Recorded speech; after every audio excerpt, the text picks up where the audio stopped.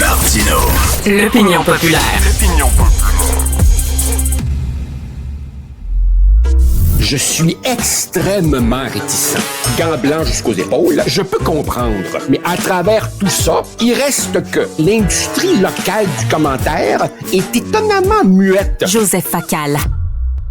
Joseph, comme tu me dis. Bon, vas-y. Écoute, ça vient de tomber il y a 1 heure, donc tu l'as peut-être pas vu passer. Écoute bien ça, toi. Bon, je suis assis. Moi, j'espère. Un comité de la Chambre des communes recommande que les cégeps et les universités augmentent le nombre de professeurs musulmans, palestiniens et arabes afin de lutter contre l'islamophobie. C'est un comité de la Chambre des communes qui vient de déposer un rapport. Donc, il va falloir que les cégeps et les universités choisissent leurs professeurs sur une base ethnique et religieuse pour lutter contre l'islamophobie, parce qu'évidemment, le problème au Canada, c'est pas l'antisémitisme. Hein? Non. Ben non. Le problème, c'est l'islamophobie au Canada. Parle là-dessus. Là, Richard, je vais aller aux nouvelles parce que ce que tu viens de me dire reprend très exactement une recommandation que Amira El-Gawabi, tu te rappelles d'elle, avait fait il y a quelques mois et qui lui avait évidemment valu une volée de bois vert, je dis les choses poliment, qui lui avait été administrée en partant par des ministres du gouvernement Legault. Alors là, tu me dis qu'un comité de la Chambre, ça, si je décode bien, ce sont des députés qui auraient repris cette information-là, cette revendication-là.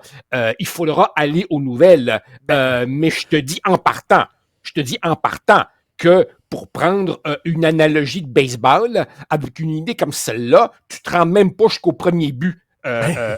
Au Québec. Là, écoute, un rapport de 84 pages sur l'islamophobie qui touche les milieux d'enseignement. Alors, comme tu disais, c'est écrit, ça c'est le texte de la presse que je te lis. Le Bloc québécois affirme son profond désaccord avec l'idée de nommer des professeurs en fonction de leur religion, de leur ethnicité, comme l'avait également suggéré Amira El-Gawabi, comme tu viens de dire. Alors, je soupçonne qu'il doit y avoir du NPD là-dessus, probablement quelques égarés du multiculturalisme provenant des banquettes arrière du Parti libéral. Et bien entendu, je présume, sous réserve d'une vérification, que libéraux et néo-démocrates peuvent encore dégager une majorité parlementaire dans ces comités-là, mais ils tombent sous le sens que le Bloc québécois et dans une moindre mesure les conservateurs qui n'ont pas encore été désertés par le bon sens vont s'opposer à ce délire-là. Richard, comptons les dodos.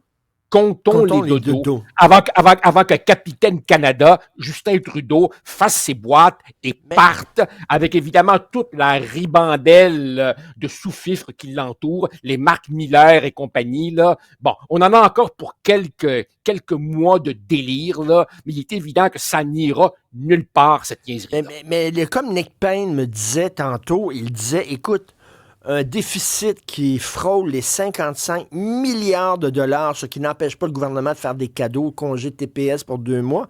Et de l'autre côté, un gouvernement qui exacerbe les tensions et les divisions entre les communautés. Écoute, c'est un des pires gouvernements de l'histoire du Canada. Vraiment. Richard, t'es en train, comme on dit, de me jouer dans la tête. Tu sembles avoir eu un accès privilégié à une chronique que je préparais pour à peu près la semaine prochaine. Je m'explique.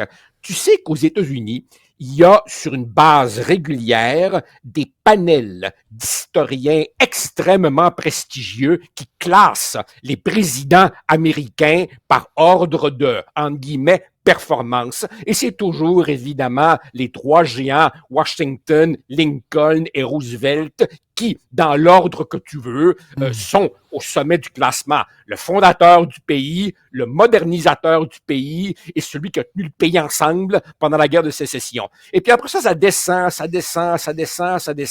T'as les insignifiants, évidemment, là, ceux qui sont morts d'un rhume après quelques jours. Et puis t'as, évidemment, les Nixon et compagnie.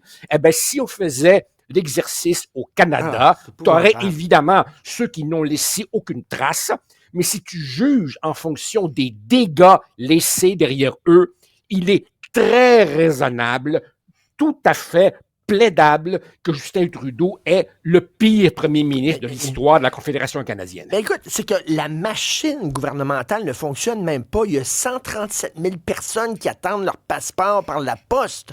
Il y a des commerces qui sont en train de crever la bouche ouverte à cause de la grève des postes. Que fait le gouvernement? Sweet fuck all. Rien. Mais c'est toi-même, Richard, qui ce matin m'a envoyé un article disant qu'il y a je ne sais trop combien de centaines de criminels dangereux au Canada qui ne sont même pas citoyens canadiens, qui n'ont même pas le droit d'asile reconnu. On voudrait les expulser. Petit problème, on ne sait pas où ils sont. Ils sont disparus dans la nature car évidemment, les responsables de ça se nomment l'Agence des services frontaliers du Canada, dont le nom, évidemment, est déjà une joke en partant quand tu penses au chemin Roxham auquel arrivent des gens avec des valises à roulettes. Non, sérieusement, là, c'est ça le Canada. Je dois te dire, Richard, que j'ai quelques amis européens, notamment espagnols, qui, il y a quelques années, je te parle de 2015, 2016 à peu près, là, tu sais, quand Justin marchait sur l'eau, quand il était une rockstar internationale, eux, évidemment, étaient dans la morosité européenne et ils trouvaient donc qu'on était chanceux d'avoir Justin Trudeau. Je leur ai dit, on s'en reparlera dans quelques années. Ben, je peux te dire qu'il file doux maintenant. Il ne nous envie plus, Justin Trudeau, qui, pour reprendre l'expression d'une fameuse journaliste australienne, a à peu près la profondeur intellectuelle d'une flaque d'eau. Enfin. Ben, OK. En parlant de flaque d'eau, Marc Miller, rapidement, 2 minutes là-dessus, là. Ben, écoute, c'est la voix de son maître. Tu sais, tu mets du mélange à muffins dans les petits cups, puis ça fait des muffins tous à peu près identiques. Ben, Marc Miller, c'est un mini Trudeau. C'est un mini Trudeau. C'est la même idéologie. Mais lui, il voit pas le problème. Il voit ce qui se passe à Londres. Les prières dans les rues à Londres, c'est rendu complètement débile. En France, c'est rendu complètement débile. En Belgique, lui, il voit pas le problème. Là. Il est aveugle ou quoi?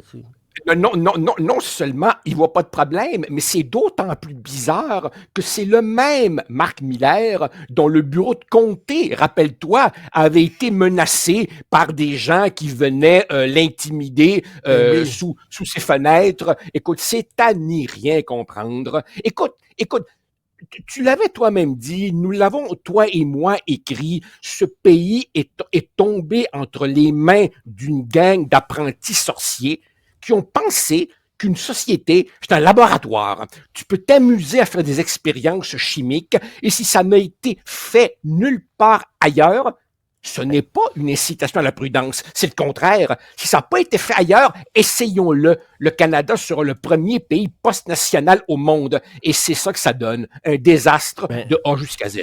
Merci, Joseph. Richard Brody, un des grands critiques de cinéma, vient de faire sa liste des meilleurs films de l'année dans le New Yorker. Son 3e meilleur film de l'année, Megalopolis. Son 3e. Richard, je te le dis, je veux pas t'écœurer avec ça. La réhabilitation est en marche. Il y a du monde qui ont dégainé trop vite.